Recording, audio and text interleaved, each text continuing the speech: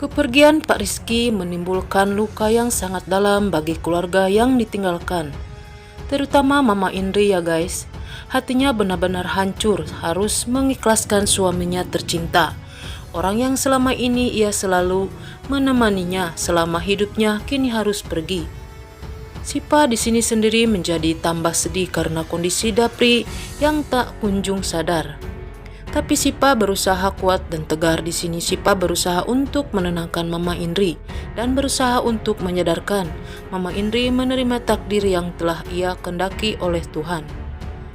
Pak Rahmat sekarang harus berdiri sendiri tanpa ditemani oleh Pak Rizky lagi. Walaupun ia tidak tahu apa yang akan terjadi dengan perusahaannya nanti. Tapi di sini Pak Rahmat mencoba untuk tidak sedih lagi karena ia harus menghadapi semuanya sendirian. Sementara itu Arman mulai kembali lagi harus menyelesaikan tugasnya yang telah diberikan oleh Tante Nadia. Arman datang menyamar sebagai seorang dokter. Di sini Arman memanfaatkan ketika orang-orang fokus kepada Pak Rizky karena Dapri tidak ada yang menjaganya. Sementara itu Oki mendapatkan kabar dari Pak Polisi bahwa Arman ini bisa melarikan diri. Namun pihak berwajib bagaimana sudah mengarahkan anak buah menuju rumah sakit. Kembali lagi ke Arman. Dengan leluasa Arman masuk ke kamar Dapri. Ia menyuntikkan sesuatu ke selang infusnya Dapri. Dengan dantainya Arman melakukan itu karena tak ada gangguan sedikit pun dari orang lain. Karena saat ini semua orang tengah fokus bersama dengan Pak Rizky. Di sisi lain ada Oki yang benar-benar terkejut mendengar berita dari pihak yang berwajib bahwa Arman berhasil melarikan diri. Oki meminta kepada pihak yang berwajib untuk menjaga Dapri karena ia sangat yakin Arman akan kembali untuk menyelesaikan tugas-tugasnya itu di sini. Pada saat ini ia ingin melakukan kejahatan kepada Sipa. Oki mendengar sendiri bahwa Nadia menyuruh seseorang untuk mencelakai Sipa.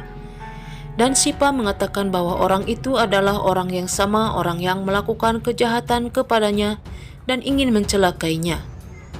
Dan di sini Dapri benar-benar hancur hatinya saat papanya yang sudah duluan pergi untuk selamanya. Ketika Alina menyelinap ke kamar Dapri, tentu saja ia merasa kaget karena ada seseorang yang berada di kamar Dapri. Apa yang dilakukan oleh Alina ini sama seperti halnya dilakukan oleh Arman, memanfaatkan situasi. Alina tidak bisa berbuat apa-apa ketika melihat Arman sedang melakukan aksinya. Arman pun mencoba mengancam Alina supaya tidak bisa berbuat apa-apa. Arman pun berkata jika dia melakukan ini hanya menjalankan perintah dari Tante Nadia, yaitu mamahnya Alina. Alina benar-benar marah kepada Tante Nadia dan tidak ada kata maaf bagi Nadia dari Alina lagi. Karena telah menyakiti orang yang sangat ia cintai. Nadia ini memang tidak berpikir panjang. Di mana Alina hampir saja pindah alam ketika ia menyadari bahwa Dapri sangat mencintai Syifa dan tidak lagi mencintai dirinya. Bagaimana jika Dapri sampai meninggal dunia? Bukanlah Syifa yang akan mengikuti Dapri, tapi tentu saja di sini Alina lah yang ikut pergi untuk selama-lamanya bersama dengan Dapri. Karena Syifa adalah orang yang memiliki iman yang kuat, ia pasti akan menyerahkan semua urusannya kepada Allah.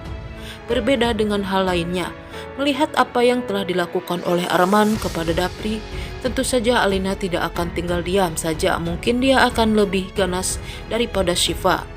Sebelumnya ya guys, dimana ia akan melakukan penyerangan sendiri kepada Arman sambil berteriak meminta tolong.